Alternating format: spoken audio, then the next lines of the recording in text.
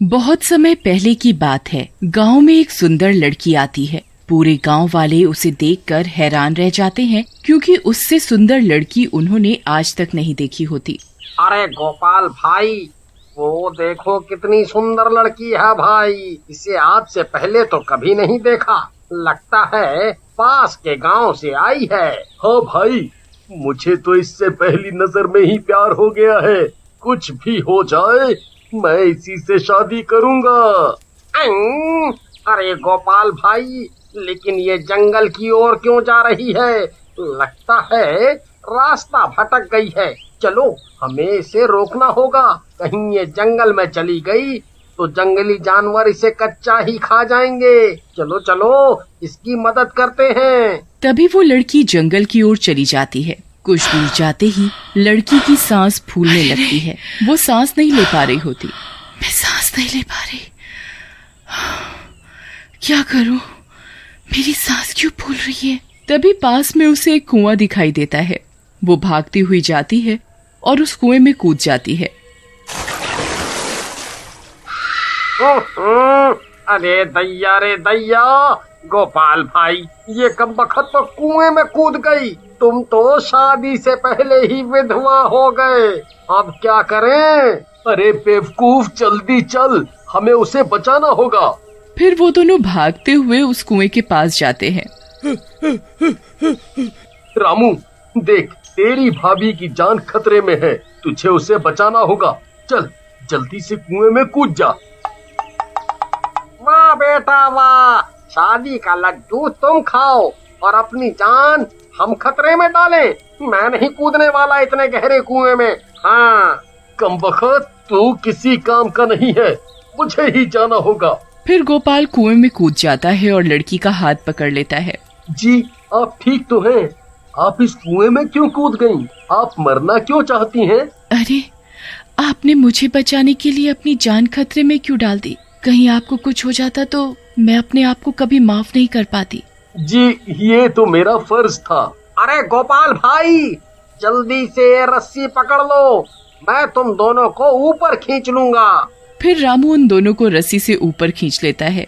तभी गोपाल उस लड़की से प्यार का इजहार करता है और उससे शादी करने की इच्छा जाहिर करता है। लड़की भी उसकी बहादुरी देखकर उसे शादी करने के लिए हाँ कर देती है और उनकी शादी हो जाती है। फिर शादी की पहली रात। अरे प्रीतम, आज तो हमारी शादी की पहली रात है। मैंने फिल्मों में देखा है, पत्नी पति के लिए दूध का गिलास लाती है। तुम भी मेरे लिए एक गिलास गर्मा गर्म दूध लाओ ना।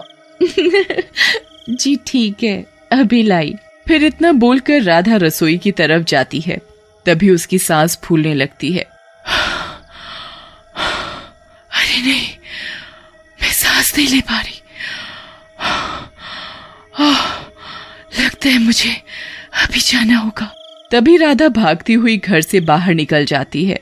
अरे ई का हो गया? अरे प्रीतम, कहाँ भागी जा रही हो? कौनो भूत वूत देख लिया क्या? अरे प्रीतम सुनो। फिर गोपाल भी राधा के पीछे पीछे भागने लगता है। राधा सीधे जंगल की तरफ भागती है। अरे कमबख्त, इतनी रात गए जंगल की तरफ क्यों भाग रही है? जंगल में मंगल करना चाहती है क्या? अरे मर गए रे। अरे प्रीतम सुनो, इतनी रात गए जंगल में जाना ठीक नहीं रहेगा। तभी राधा भागती हुई जाती है और सीधा उसी कुएं में कूद जाती है। अरे मर गए रे। ये क्या? ये नास मिट्टी तो फिर से कुएं में कूद गई। अब क्या करूं? फिर गोपाल भागता हुआ कुएं के पास जाता है। अरे प्रीतम, तुम ठीक तो हो? अब क्या करूं? वही कुएं के पानी में कूदते ही राधा की सांस में सांस आती है। शुक्र है थोड़ी सांस तो आई। अब जाकर मेरी जान में जान आई है। अरे प्रीतम, तुम ठीक तो हो? लो, ये रस्सी जल्दी से पकड़ लो, मैं तुम्हें बचा लूंगा। फिर गोपाल कुएं में रस्सी डालकर राधा को ऊपर खींच लेता है। तुम्हारा दिमाग खराब तो नहीं हो गया, जो फिर से इस कुएं में कूदकर अपनी जान देना चाहती थी? राधा गोपाल की बात का कोई जवाब नहीं देती और चुपचाप वापस अपने घर लौट जाती है। और फिर अगले दिन राधा मन ही मन सोचती है, लगता है मुझे इन्हें सब सच बता देना चाहिए। नहीं नहीं, अगर सच बता दिया तो दिक्कत हो जाएगी। नहीं नहीं, मैं इन्हें सच नहीं बता सकती। फिर रात होने पर, अरे प्रीतम, कल की रात तो चौपट हो गई, क्यों ना आज की रात को रंगीन बनाया जाए? जी ठीक है, मैं अभी आपके लिए गर्मा गर्म दूध का गिलास लाती हूँ। फिर राधा रसोई में दूध गर्म करने लगती है। तभी उसकी सांस फिर से फूलने लगती है। अरे नहीं, मेरी सांस फिर से फूल रही है। मैं सांस नहीं ले पा रही। लगता है मुझे अभी पानी में जाना होगा। फिर राधा रसोई से भागती हुई जाती है और गोपाल उसे देखता रह जाता है और वो घर से बाहर निकल जाती है। अरे नहीं, ये नास मिट्टी तो फिर से पीटी उषा बन गई। अरे कमबख्त, अब कहाँ भागे जा रही है? अरे मर गए रे, अब क्या करूं?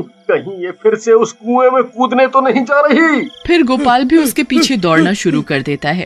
अरे नास मिट्टी, रुक जा, कहाँ भागे जा रही है? अरे रुक जा। राधा गोपाल की एक नहीं सुनती और सीधा उस कुएं में छलांग लगा देती है और कुएं के पानी के अंदर नीचे तक चली जाती है। गोपाल कुएं के अंदर झांकने लगता है। अरे कमबख्त, कहाँ चली गई? आज तो ये कुएं में दिखाई भी नहीं दे रही। अब क्या करूं? अरे प्रियतम, तुम कहाँ हो? तभी राधा पानी के ऊपर आ जाती है। राधा को देखकर गोपाल की जान में जान आती है। शुक्र है भगवान का, मुझे लगा तुम इस गहरे पानी में डूब गई। फिर गोपाल रस्सी फेंक कर राधा को कुएं से ऊपर खींच लेता है और राधा के बाहर आते ही उससे सवाल जवाब करने लगता है। बस राधा, बहुत हो गया। तुम कहीं पागल तो नहीं हो गई जो रोज रोज इस कुएं में कूद जाती हो? आज तुम्हें मुझे असलियत बतानी ही होगी।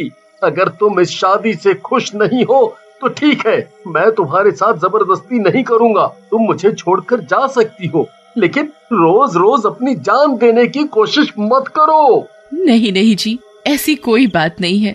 आपने मुझसे शादी करके मुझे एक नया जीवन दिया है। मैं आपके साथ बहुत खुश हूँ। अच्छा, अगर मेरे साथ खुश हो तो फिर रोज रात को अपनी जान क्यों देने चली आती हो इस कुएं के पास? लेकिन राधा गोपाल की किसी बात का कोई जवाब नहीं देती और चुपचाप वापस घर की ओर चली जाती है।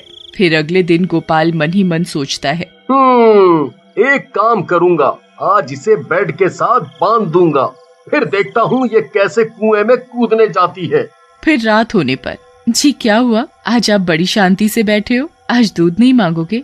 नहीं, मुझे अब दूध पीना ही नहीं है।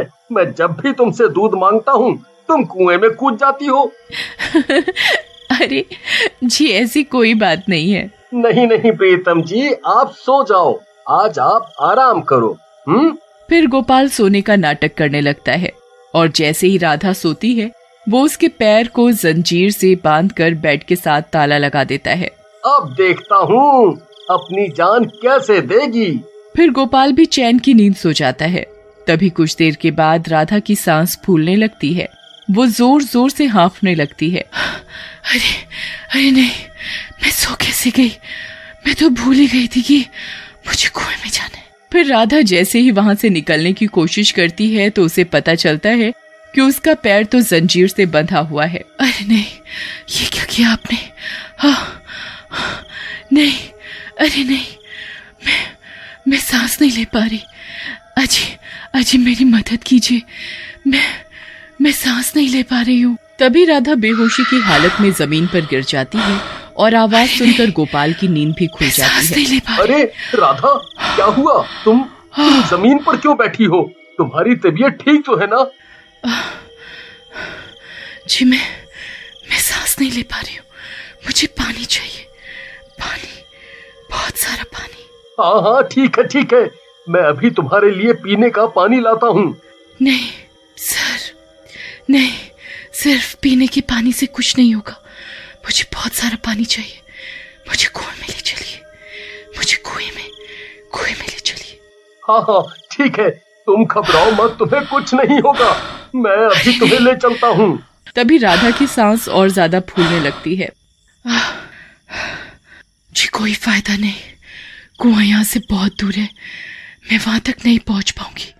मेरा आखिरी समय आ गया, अब कोई फायदा नहीं है, रहने दीजिए। नहीं राधा, मैं तुम्हें मरने नहीं दूंगा।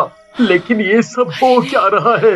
मुझे कुछ समझ नहीं आ रहा है। आखिर तुम्हारी सांस ऐसे क्यों फूल रही है? तुम्हें सांस लेने के लिए पानी की जरूरत क्यों है?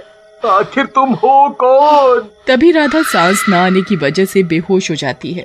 अरे नहीं राधा, राधा, राधा, तुम ठीक तो हो? आंखें खोलो राधा, मैं तुम्हें इस तरह मरने नहीं दूंगा। राधा, अरे अरे, अब क्या करूं? हाँ, एक काम करता हूँ। फिर गोपाल राधा को उठाता है और गांव की नदी की ओर दौड़ पड़ता है। तुम घबराओ नहीं राधा, मैं तुम्हें कुछ नहीं होने दूंगा। हम बस पहुंचने ही वाले हैं। और फिर कुछ ही देर में वहां पहुंच जाता है और वहां पहुंचते ही राधा को नदी में डाल देता है। राधा नदी के पानी के अंदर डूब जाती है और गोपाल उसे देखता रहता है। अरे राधा, तुम ठीक तो हो? राधा, तुम कहाँ हो? राधा, सांस लो राधा, सांस लो। लेकिन राधा नदी में डूब जाती है और उसका कोई अता पता नहीं होता।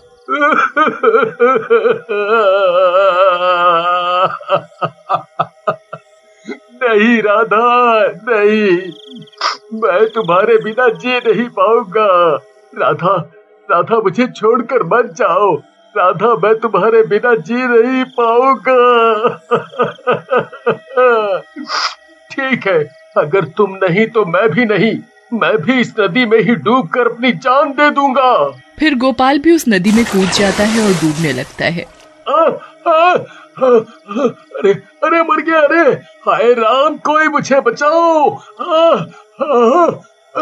अरे अरे, मर गया। अरे गोपाल पानी में डूब रहा होता है। तभी राधा जलपरी बनकर वहां पहुंच जाती है। गोपाल राधा को जलपरी के रूप में देखता है और उसके होश उड़ जाते हैं। उसकी आंखें फटी की फटी रह जाती हैं। फिर राधा गोपाल को पकड़ लेती है और नदी के ऊपर ले आती है। अरे बच गया। अरे लेकिन ये मैंने क्या देखा? राधा एक जलपरी है? नहीं नहीं, ऐसा नहीं हो सकता। मुझे जरूर भ्रम हुआ होगा। लेकिन जब वो सामने देखता है तो उसकी आंखें फटी की फटी रह जाती हैं। राधा गोपाल के सामने जलपरी के रूप में खड़ी होती है। गोपाल को अपनी आंखों पर विश्वास नहीं होता। अरे नहीं, तुम तो एक जलपरी हो। हाँ, मैं एक जलपरी हूँ। इसलिए मुझे थोड़ी देर के बाद पानी में सांस लेने की जरूरत पड़ती है। मैं ज्यादा देर तक बिना पानी के नहीं रह सकती। ओह, इसलिए तुम बार बार कुएं में कूद जाती थी। मुझे लगा तुम मेरे साथ खुश नहीं हो, इसीलिए अपनी जान देना चाहती हो। जी, आप मेरी असलियत जानने के बाद मुझे छोड़ तो नहीं देंगे? अरे नहीं नहीं राधा, कैसी बातें करती हो? मैं तुमसे बहुत प्यार करता हूँ। मैं तुम्हें कभी नहीं छोड़ूंगा। चलो अब घर चलते हैं। फिर जैसे जैसे वक्त बीतता है, राधा की पानी की प्यास और बढ़ती जाती है। अब उसे हर वक्त पानी की जरूरत महसूस होती है। अरे नहीं, मैं सांस नहीं ले पा रही।